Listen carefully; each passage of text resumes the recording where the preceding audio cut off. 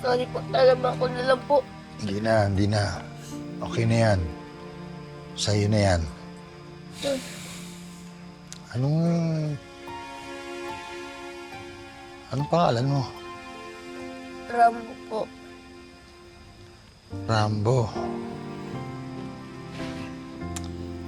Rambo, tandaan mo ha. Lahat ng tao nagkakamali. Pero hindi ito dahilan na hindi dapat harapin. Dapat hinaharap ito at hindi tinatalikuran, ha? Kapag nagkaroon ka ng lakas ng loob na ituwid ang mga pagkakamali, doon ka lang matututo. Kapag nagawa mo yon, sigurado ako, may pagmamalaki ka ng mga magulang mo. Nakakatuwa ka talaga, grabe. Parang matanda akong magsalita ka. Anong klaseng magulang meron kayo magkapatid kayo, ha? Yan ba ang tinuturo nila sa inyo? Ang manloko? Hindi po. Mabuting tao po yung magulang namin. Ha? Talaga? Saan banda? Please po, patawarin niyo na po yung kuya ko.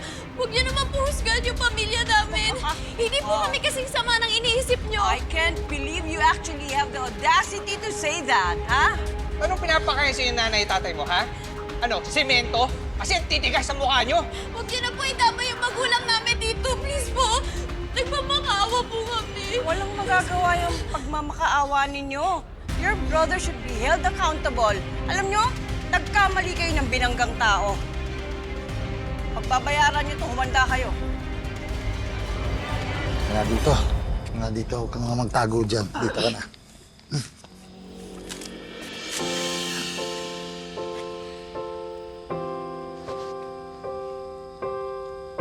Salamat po talaga na nakausap ko po kayo, Mayor Malaki. Kilala mo ako? Opo. Alam ko pong marami po kayo nagawang mabuti sa bayan ng Corazon. Paano mo naman nalaman lahat yan? Bata man o matanda, alam po ng lahat na kayo po ang naging pinakamagaling na mayor po. Pero wala na ako sa pwesto, iho. Pero tumutulong pa rin po kayo hanggang ngayon.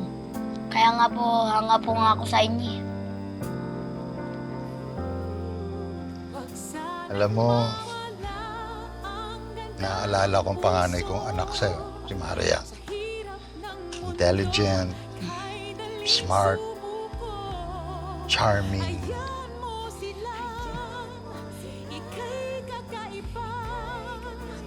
Magkahawig kayo nung bata pa siya.